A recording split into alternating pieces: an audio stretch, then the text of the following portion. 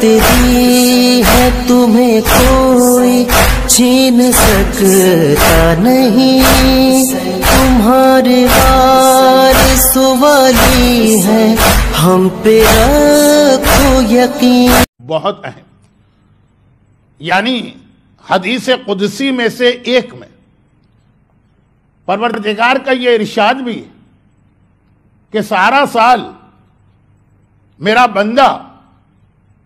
دعا کرنے کے بعد یہ انتظار کرتا ہے کہ میں اس کی حاجت پوری کروں، اور یہ رمضان کی کچھ راتیں میں انتظار کرتا ہوں کہ ہے کوئی مجھ سے مانگنے والا جو مجھ سے مانگے، میں اس وقت ہر دعا کرنے والے کی ہر دعا قبول کروں گا۔ ان میں سے ایک افطار کا موقع، ماہ مبارک رمضان کا بہت گہرا یا بہت کلوز قسم کا ایک ریلیشن یا کنیکشن حج سے۔ قرآن میں بھی سورہ بقرہ میں جہاں روزے کی آیتیں آئیں، یا ایھا الذین آمنوا کتب علیکم الصیام کما کتب سے لے کے آخر تک، جہاں روزے کا بیان مکمل ہوا اس کے فوراً بعد حج کا بیان شروع ہوا۔ ایک دو آیتیں یا ایک دو ٹاپک بیچ میں آ گئے ہیں، لیکن روزے کے بعد حج کا ذکر آیا۔ اور اسی طرح سے دعائے افتتاح کے ساتھ جو چھوٹی دعائیں آپ پڑھتے ہیں، جو روزانہ پڑھنے والی دعا، اس میں بھی خصوصیت کے ساتھ آپ اللہ سے رمضان میں روزے تو آپ کو مل رہے ہیں، اب حج بیت اللہ کی اسپیشل دعا کرتے، اور آخری رمضان آخری رات جس کے بارے میں خاص روایت پڑھی جاتی ہے کہ امام نے فرمایا کہ جو رمضان میں اپنے آپ کو معاف نہ کروا سکا اور جہنم سے آزادی نہیں ملی، اب اس کے پاس سال میں کوئی چانس نہیں ہے سوائے ایک کے کہ وہ عرفات کے میدان میں حج کے دوران پہنچ جائے۔ تو رمضان کے فوراً بعد حج ہے، لیکن ایک ایسی حدیث جو خیر بہت معتبر تو نہیں، اتھینٹک حدیث نہیں، لیکن چونکہ وہ فضیلت اور ثواب والی حدیث ہے، جہاں پہ مومن کو کچھ مل رہا ہو وہ کبھی نہیں پوچھتا ہے کہ مولانا یہ حدیث معتبر ہے کہ کمزور ہے، سچی ہے کہ جھوٹی، بھئی کچھ مل ہی رہا ہے نا کہ یہ جملہ پڑھو اللہ تمہارے ساری زندگی کے گناہ معاف کر دے گا۔ کوئی نہیں پوچھتا مولانا کہاں لکھا، کیا اس کا سورس، اس کے راوی کیا،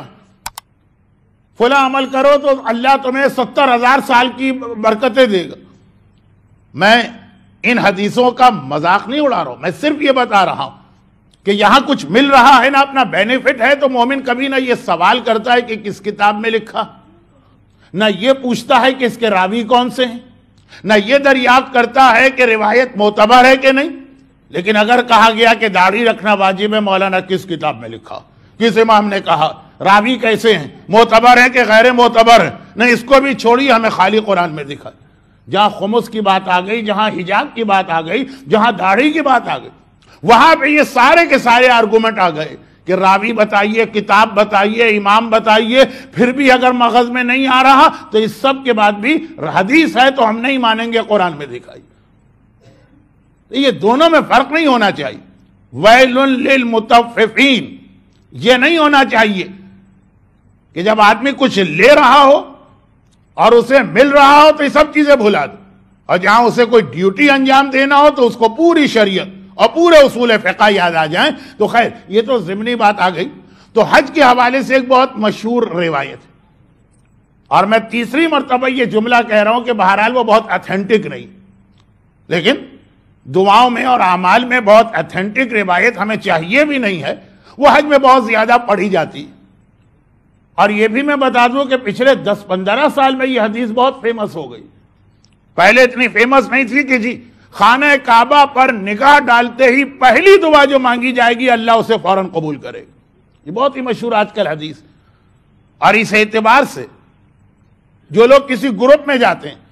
تو بعض اوقات تو ان کے گروپ والے ان سے کہتے ہیں کہ بس نگاہیں نیچی کر کے خانہ کعبہ کی طرف بڑھنا، سامنے دیکھنا نہیں، جب ہم کہیں تب نگاہ اٹھا کے دیکھنا، ایسا نہ ہو کہ تم ٹائم سے پہلے دیکھ لو اور تمہارا وہ چانس مس ہو جائے۔ یہ اس انداز سے جو اسلام نہیں، یہ دین نہیں، ایسی کوئی چیز نہیں آئی ہے روایتوں میں، لیکن میں یہ بتا رہا ہوں اور جن کو پہلے سے کسی حاجی نے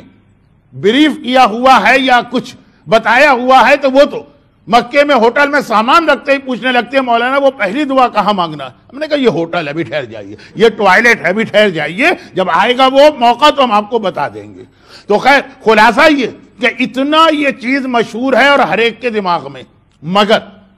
بعض اوقات سامنے کی چیز آدمی بھول جاتا ہے اور دور کی چیز اس کو یاد رہتی ہے۔ آنکھوں میں اگر آئی سائٹ ویک ہو جائے تو یہ پرابلم تو ہوتا، لیکن انسان کی عقل تو کمزور نہیں ہونا چاہیے۔ یہی روایت حج سے زیادہ اتھینٹک ہے روزے کے بارے میں۔ حج خانہ کعبہ پہ، میں خانہ کعبہ کا مذاق نہیں اڑا رہا ہوں، نعوذ باللہ اس کی اہمیت کم نہیں کر رہا ہوں، وہاں کی دعا کی فضیلت کو کم نہیں کر رہا ہوں، بلکہ میں نے تو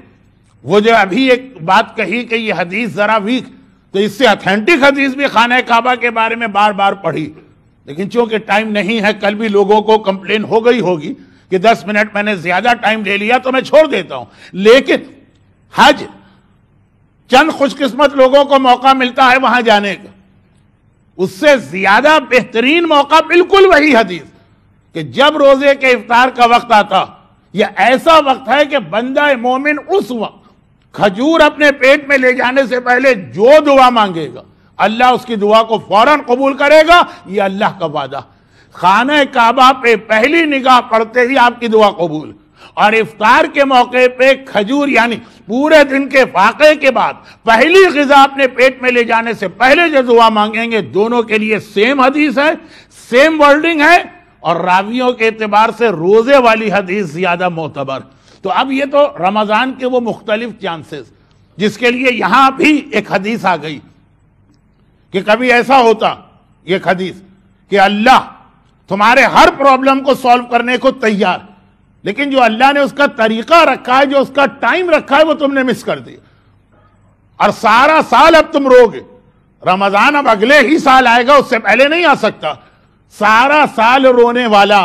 کاش جب قبولیت دعا کے موقع تھے اس وقت اگر 2 منٹ لگا دیتا تو یہ 2 منٹ کی زحمت اسے 365 دنوں کی زحمت سے بچا سکتی ہے۔ یہ پورے رمضان کے لیے بھی حدیث، ہر افطار کے لیے بھی ہے، ہر شب جمعہ کے لیے بھی ہے، اور شب قدر کے لیے بھی ہے، اور آج کی رات کے لیے۔ دوستی کے عجب ہم نے حوصلے دیکھے، حبیب اتنی ضعیفی میں کربلا